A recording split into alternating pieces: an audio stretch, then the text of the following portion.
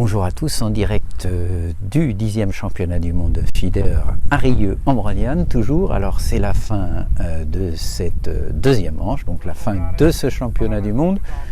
Je prends le direct tout de suite pour vous faire vivre les dernières minutes. Alors là je suis donc dans le secteur E, je suis entre le pêcheur français qui est Michael Leccher au numéro 13 et ici à l'image vous voyez le pêcheur hongrois au E14.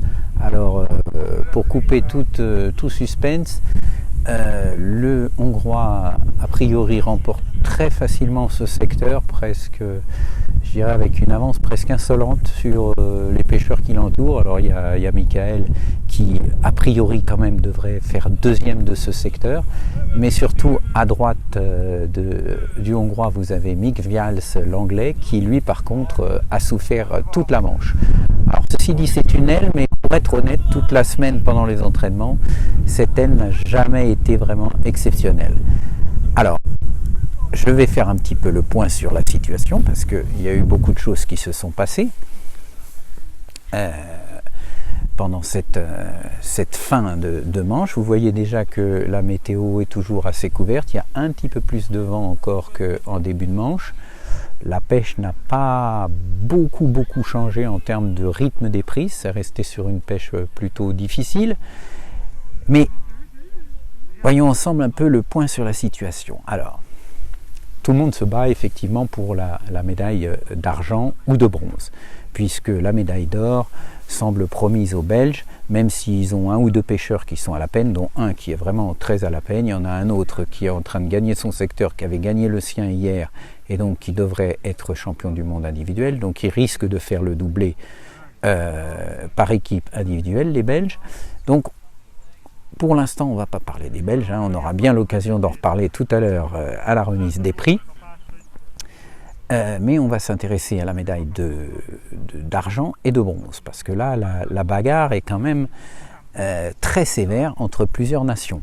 Je dirais qu'on peut éliminer de la liste pour moi les Pays-Bas, qui ont eu une journée assez difficile aujourd'hui. Alors on est derrière Mika, je vous le mets à l'image. Restent donc plusieurs équipes. Les Espagnols, bon, je les ai entourés un petit peu toute la journée. Je pense quand même qu'ils ne vont pas réussir à rester sur le podium, parce que dans ce secteur E en particulier, le pauvre était tombé au numéro 1, donc déjà il partait avec un fort handicap, donc il devrait être dans les tout derniers du secteur, peut-être entre 13, 14, 15 du secteur. Dans le secteur A, je n'ai pas eu de récentes infos, mais le pêcheur espagnol aussi était très mal. Donc on va dire que les Espagnols vont sûrement avoir deux très mauvaises places. En revanche, dans les trois autres secteurs, c'est plutôt pas si mal. Il y a un particulier un Espagnol qui serait dans les trois premiers. Donc il ne faut pas oublier qu'hier, ils avaient quand même que 17 points. Donc 17 points, ça veut dire 16 points d'avance par exemple sur les Français. Donc ça va pas être si facile de les rattraper. Alors là, on vient d'entendre, je ne sais pas si vous l'avez entendu, le coup de pétard des 5 minutes. Donc voilà, les Espagnols, ça va être difficile pour eux à cause de deux places vraiment très difficiles qu'ils auront du mal à gérer. Ensuite, il y a donc le groupe avec les Français, les Hongrois et les Anglais. Les Anglais, on vient de le voir, dans le secteur E, vont perdre des points sur les Hongrois et les Français. Dans les autres secteurs, ils ont des pêches plutôt moyennes, mais en revanche, les Hongrois et les Français ont aussi des endroits où ils sont un peu dans la panade, en particulier dans le même secteur, celui avec Frédéric Fourmy, où le pêcheur hongrois est un peu mieux que Frédéric, mais il serait après les échos, autour de la 10e place. Donc ça voudrait dire que Frédéric est au-delà de la 10e place. Donc, ça fait quand même pas mal de points, même si les autres Français marchent très bien. Mika serait deuxième, Romain était premier au moment où on l'a laissé. Je ne sais pas ce qui s'est passé dans la dernière demi-heure, je n'ai pas d'infos sur cette partie du secteur maintenant, mais en tout cas, s'il n'est pas premier, il sera dans les 3 premiers de son secteur. Voilà, donc pour les Français, on va dire qu'il y a 4 pêcheurs qui seront plutôt pas mal et 1 à la peine. Pour les Hongrois, c'est un peu la même chose. Alors, j'avais beaucoup insisté sur le tirage au sort des Hongrois dans le secteur A, où ils avaient hérité du numéro 14, qui est une très très mauvaise place, à côté d'ailleurs de l'Espagnol au numéro 15. Donc on pouvait espérer que le Hongrois au A14 fasse un très mauvais résultat, mais il semblerait que le Hongrois, qui n'est autre que Attila RDI, dont je vous ai parlé plusieurs fois, qui est un pêcheur absolument exceptionnel, qui a déjà été champion du monde individuel et par équipe au feeder, réussisse finalement à limiter la casse. S'il arrive à prendre que 7 ou 8 points, ça remet les Hongrois dans la course par rapport aux Anglais et aux Français.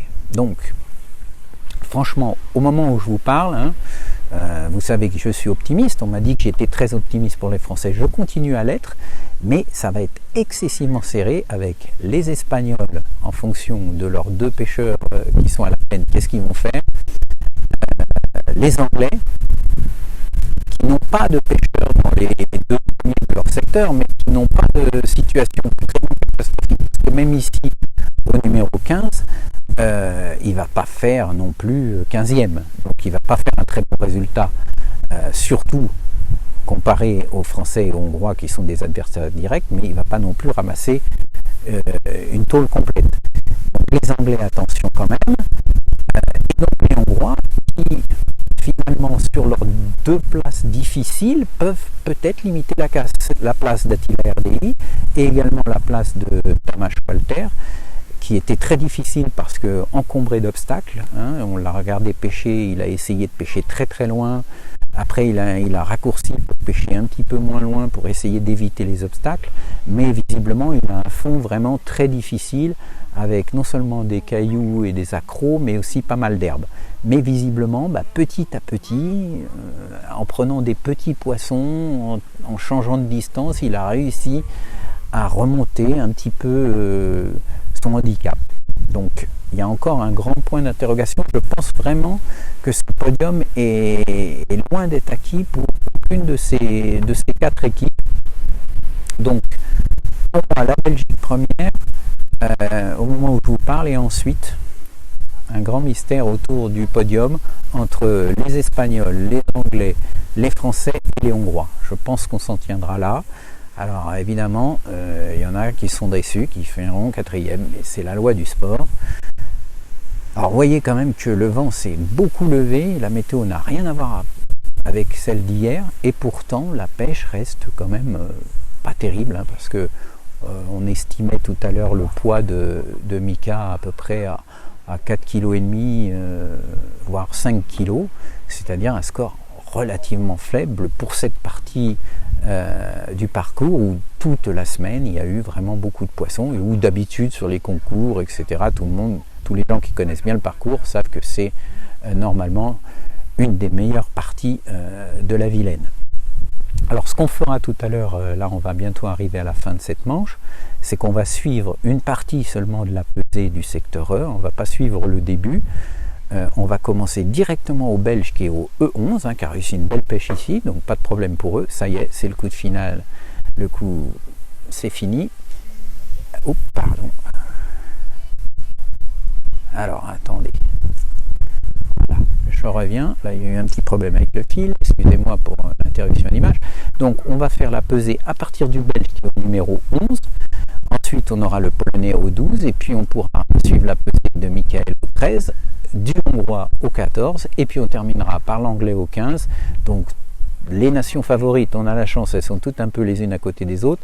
Donc on suivra la fin de la pesée de ce secteur E, qui risque d'être assez palpitante, même si a priori il n'y a pas trop de surprises à avoir. C'est le Hongrois qui devrait remporter ce secteur. Voilà, donc je vous dis à quoi, allez, restez pas loin de votre téléphone. D'ici une petite dizaine de minutes, un quart d'heure, on devrait arriver vers le numéro 11 et le pêcheur belge, et on suivra la pesée. A tout de suite.